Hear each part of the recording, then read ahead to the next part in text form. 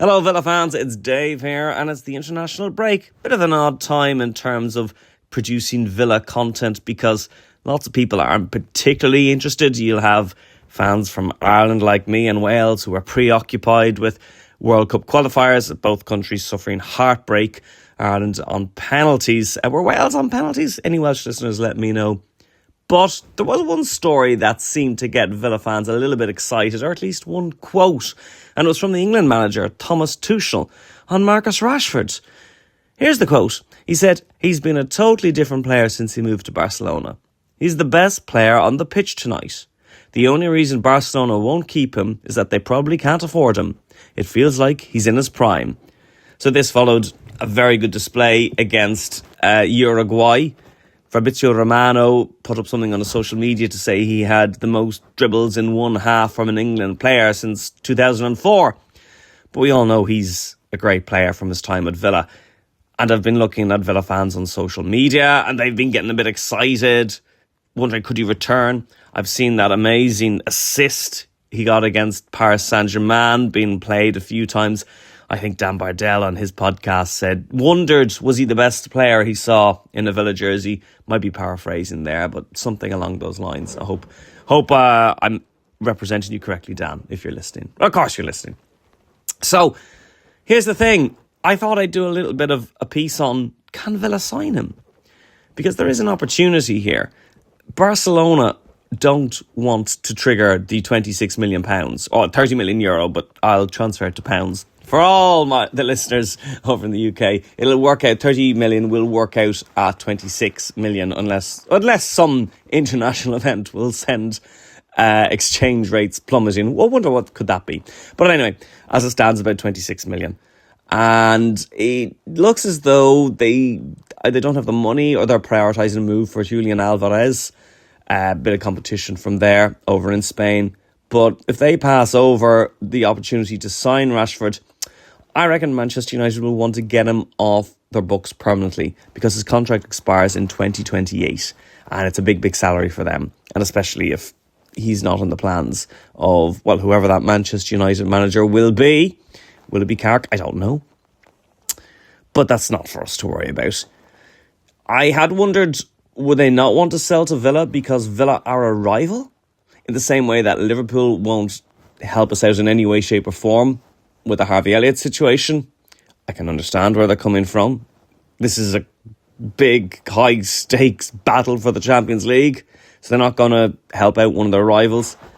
But I think United's need to get him off the wage book will be the priority, and the fact that his contract does expire in 2028 means that if they don't offload him at the start of this season and he's loaned out somewhere, then he's in his final year of his contract and the value completely plummets. So they'll want to move him on, I think, permanently this year. And that's why I'm ruling out a loan option.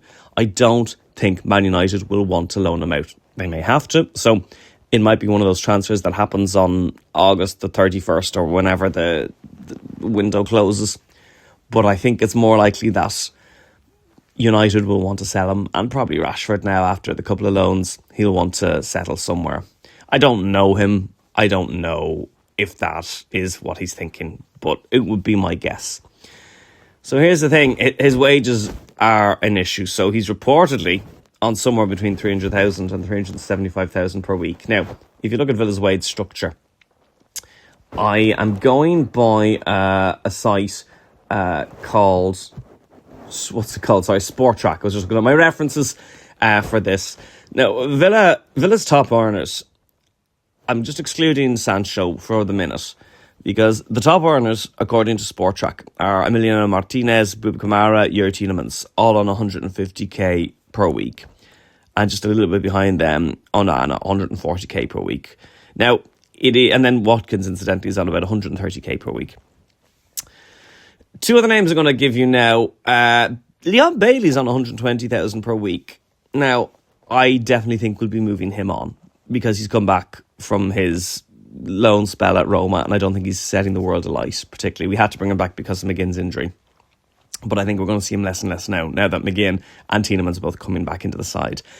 The other wage earner, and he's probably our top earner at the moment, is Jadon Sancho. Now, it's very difficult to know exactly what he's on because the reports are so different.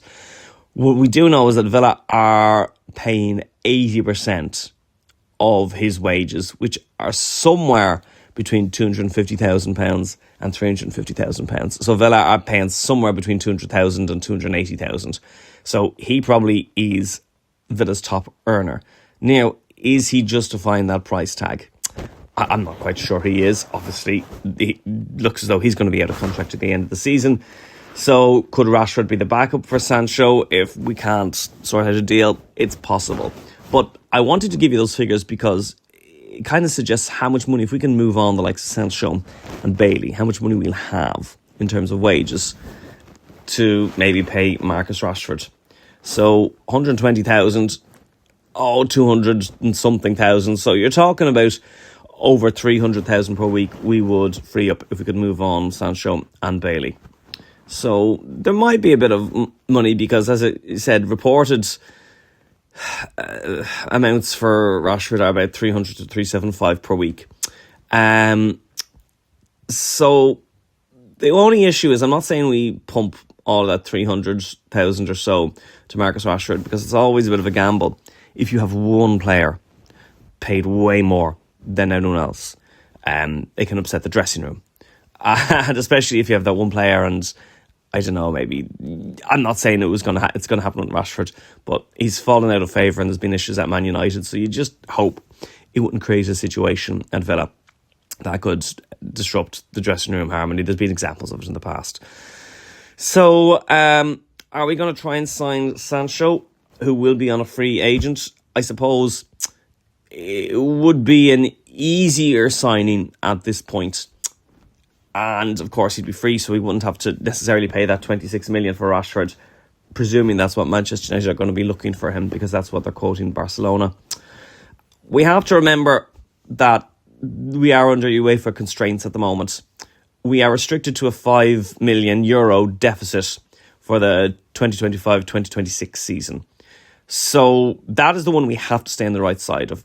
We are probably going to just about miss the 70% squad cost ratio, income to costs. But that is a fine. That isn't a ban from Europe. If we breach the 5 million deficit, then we are in trouble. Then we could get banned from playing in Europe. But I understand it's what's called a luxury tax we'll be paying if we're a little bit off the squad cost ratio. I mean, it has dropped from 80% to 70%. We weren't compliant last year. We were fined 6 million. We will just about miss out on the 70% threshold, but because we are making an effort, I think it'll just be another fine. But as I say, for 3 years we have to be in profit basically in our transfer dealings, which is why, on that regard, Sancho looks like a better option to Rashford. Now, look, obviously, if you look at Rashford's time in the Villa jersey and Sancho's time in the Villa jersey, Rashford, I mean, some of the skills he pulled off and the wonderful dribbles and the cross and his little partnership with Asensio, it was incredible. And he really was at the forefront of our charge up the table, which saw us get Europe. We just missed out on Champions League. Rashford got injured for the last couple of games. Maybe we're going on about, Martinez and a poor referee decision, but maybe the injury to Rashford is also as significant and us ultimately missing out on Champions League. But look, back to the issue at hand. Are we going to sign him? So here's the thing.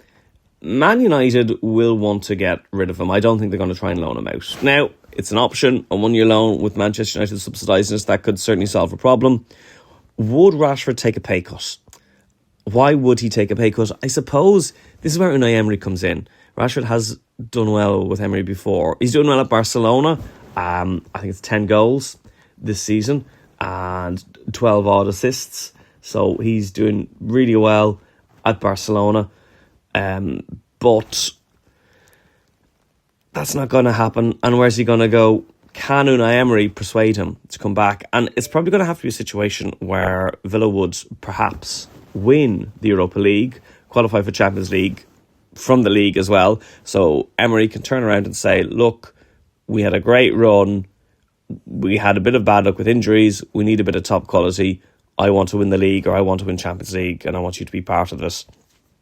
That's probably what needs to happen for Rashford to decide to take a bit of a pay cut, because, as I say, if he's on 300 and something thousand, we cannot really pay that.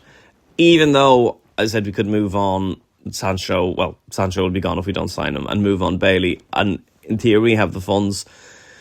He still is probably going to want to have a good wage salary, which represents his talent. So it's a tricky one. Can we sign Rashford? Here's my conclusion. It's possible, but I think it's more possible than probable. That being said, it might be the waiting game. If Barcelona can't sign him, who else is going to try and sign him? And if we're getting late into the window, will he listen to the offer from Villa and speak to Emery, and will that be the best offer? So there's a chance, and I'm not ruling it out. If we get Champions League, we do have that extra 80 million or so to put in the budget. So it is very possible that we could. But, as I say, is it probable? I'd say Sancho's more likely. What do I know? Fingers crossed we get the Champions League. That's what we have to focus on, be it from our league position or the Europa League. And then we can plan, and then we can dream of signing players like Marcus Rashford. Cheers, guys. Thanks for listening. Give us an old like or subscription on whatever platform you're on. And all that remains is for me to say, up the Villa.